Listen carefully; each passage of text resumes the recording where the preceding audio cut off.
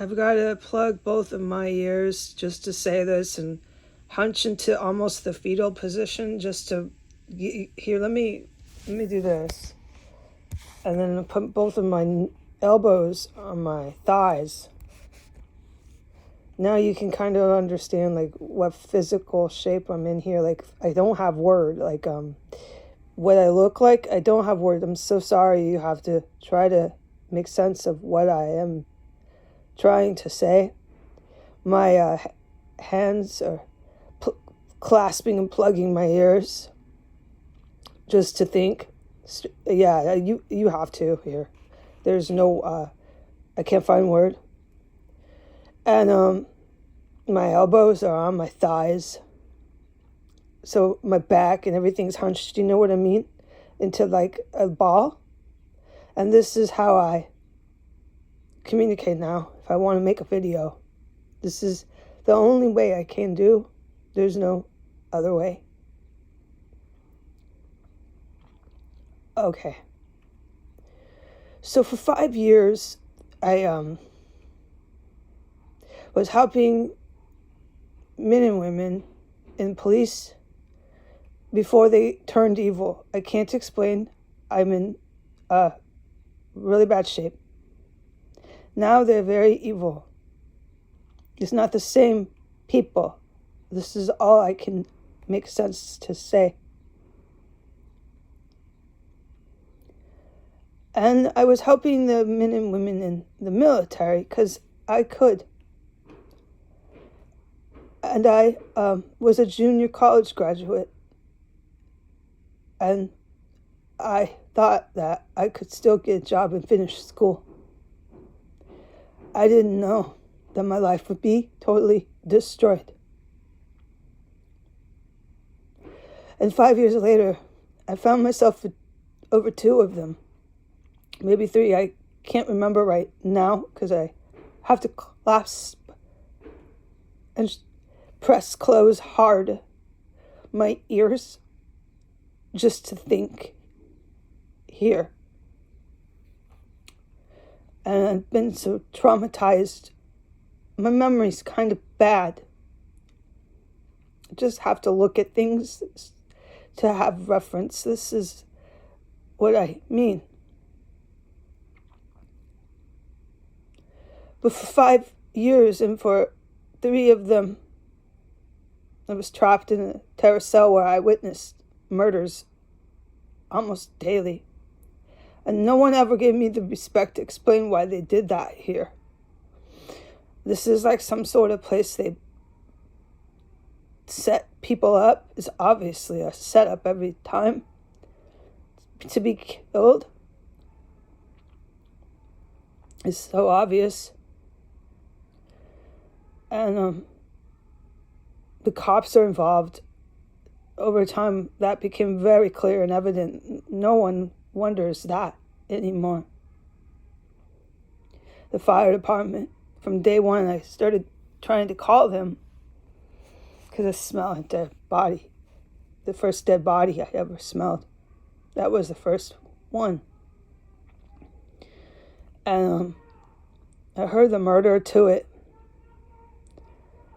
And it turned out that the fire department here is one of the leaders. They go to the military. I'm pretty sure that I'm correct in the ranking. The fire department of DC ranks superior to the law enforcement for this terrorist cell. Now, no one gives me the respect to talk to me, so I'm guessing at why, but I have learned through time after living through this house, the ranking here of the terrorist. And when I go on the sidewalk, since I got to the city, they shoved me off the sidewalk here. Literally. I'm literally still experiencing that. and stare downs and outright harassment and intimidation from people I do not know on public streets. This happened everywhere I went. And I documented and reported it all at the time.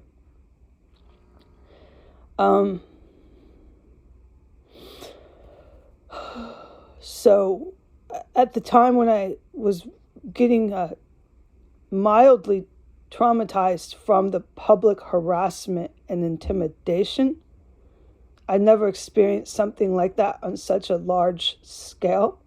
No, I had not.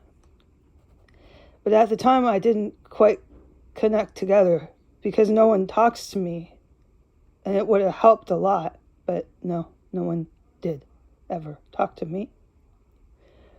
At the time, I didn't piece together that if the fire and police are involved and you're dealing with something you don't quite understand, and it is the city, it's the jurisdiction you're in, the population, so on and so forth, and you should really talk to someone who could give you some information on this and give you advice.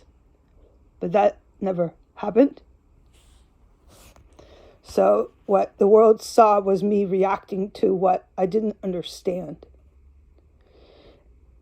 And I'm going to jump ahead because I just want to make a solid point that you don't really have to understand, because murder and chopping up dead bodies is sick and wrong. And I don't have to understand why that's happening and get advice on whether or not to say if that's okay. It's not okay. It is wrong. I didn't understand they were making bombs here. No. And I documented it. I didn't understand that and comprehend that till they were way off to the races and full-on bomb making here. I started to figure it out when I heard the obvious fire alarms and everything, and that's when I reported it to the FBI and all the alphabet federal agencies. And I documented those reports and documented that, all that at the time. And to no avail. And no one ever, oh God, ever came in here. No. And I called the cops a couple times, local law enforcement, on the two terrorists here, because they were chasing me and physically aggressing, and this stuff was justifiable to call emergency people on anyone treating you and behaving that way. Treating you like that in a house is frightening, it's not safe whatsoever. And I had heard so much crime, drug deals. I tried to report the drug deals. There was major drug deals and drugs, and I'm skipping past all of the felonies that I have listed here and documented.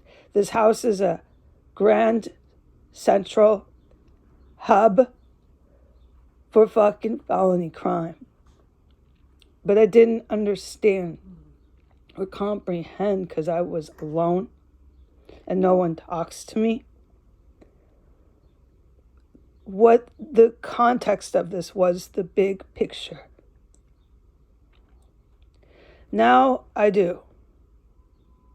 I have a better comprehension of what the fuck I'm dealing with. And no matter what, when I go on the sidewalk, I'm in abject poverty. I'm wearing rags. Yeah, I wear old cut up t-shirts and stuff. It's not by choice. I don't have money to buy things. I bought that Temptations warmer and I left it in the box. I bought it in hopes that I have a better life someday. I bought it in hopes that I have a kitchen sink to wash dishes in and an oven to use someday. I don't really know about that right now because I'm realistic. And at this rate that I've been going for 5 years, I honestly don't know what's going to happen.